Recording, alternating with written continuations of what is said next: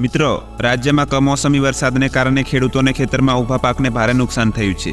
તો આ નુકસાન માટે સહાય આપવા મુખ્યમંત્રી દ્વારા બેઠક યોજીને અગત્યની જાહેરાત કરવામાં આવી છે. તો આ જાહેરાતમાં મુખ્યમંત્રી દ્વારા શું નિર્ણય લેવામાં આવ્યો તેના વિશે સંપૂર્ણ માહિતી આપણે આજના વિડીયોમાં મેળવીશું. પરંતુ તે પહેલા જો તમે અમારી ચેનલમાં નવા હોવ તો આ ચેનલને સબસ્ક્રાઇબ કરી લેજો, જેથી આવનાર કોઈ પણ ભરતી યોજના કે કોઈ નવી અપડેટ વિશે તમને માહિતી મળી રહે. તો ચાલો મિત્રો, વિડીયોની શરૂઆત કરીએ.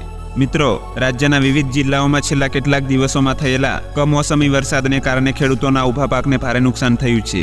કુદરતી આપત્તિની આ અણધારી આફતમાં રાજ્ય સરકાર ખેડૂતોની સાથે સંવેદનશીલ રીતે ઊભી રહી છે.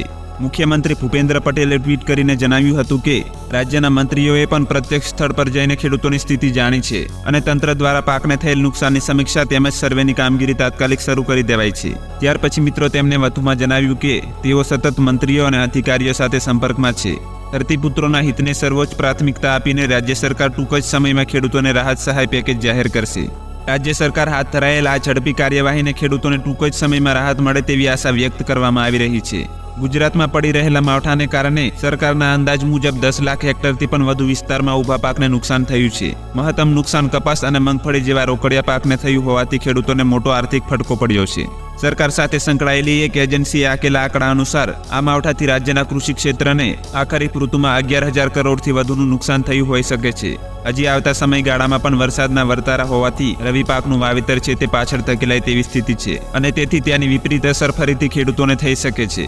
મિત્રો, શનિવારે સવારે મુખ્યમંત્રી ભૂપેન્દ્ર પટેલે સરકારના ઉચ્ચ અધિકારીઓની આ સંદર્ભે બેઠક બોલાવી હતી અને તેમાં ઉપમુખ્યમંત્રી શ્રી હર્ષ સંઘવી પણ ઓનલાઈન જોડાયા હતા.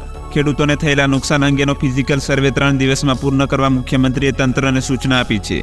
મંગળવારે મોડી સાંજ સુધીમાં આ અંદાજ આવી જશે અને તે પછી રાહત પેકેજ જાહેર કરવામાં આવશે. હવે મિત્રો, જે ખેડૂતોને 33%થી વધુ નુકસાન થયું હશે તેને જ વળતર મળશે. શનિવારની બેઠક દરમિયાન સરકાર નક્કી કર્યું હતું કે SDRFના નિયમ અનુસાર ખેડૂતોને નુકસાનની ચૂકવણી કરવામાં આવશે, જેમાં 33%થી વધુ નુકસાન થયું હોય તેવા ખેડૂતોને જ સહાય મળશે.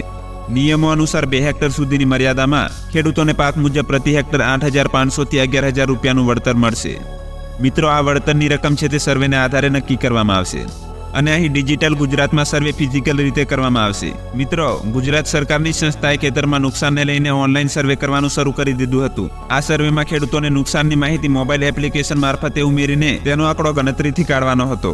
જો કે ગુજરાતમાં ઠેર ઠેર આ અંગે વિરોધ થવાના પગલે સરકારે ઝડપથી આ એજન્સીને ઓનલાઈન સર્વે રદ કરવા જણાવી દીધું હતું. મિત્રો, હવે ડિજિટલ ગુજરાતમાં ખેતરમાં નુકસાનીનો સર્વે ફિઝિકલ જ થશે. તો મિત્રો, મુખ્યમંત્રી દ્વારા બેઠકમાં આવી રીતે પાક નુકસાન સહાય વિશે ચર્ચા કરવામાં આવી હતી. હવે મિત્રો, જ્યારે સરકાર દ્વારા કૃષિ રાહત પેકેજની જાહેરાત કરવામાં આવે ત્યારે અલગથી એક વિડીયો અપલોડ કરી દેશું. તે વિડીયોની માહિતી તમારા સુધી પહોંચે તે માટે આ ચેનલને સબસ્ક્રાઇબ કરી લેજો અને જો વિડીયો ઉપયોગી લાગ્યો હોય તો વિડીયોને લાઇક કરજો અને તમારા મિત્રો સાથે શેર કરજો. ફરી મળીશું મિત્રો એક નવા વિડીયોમાં.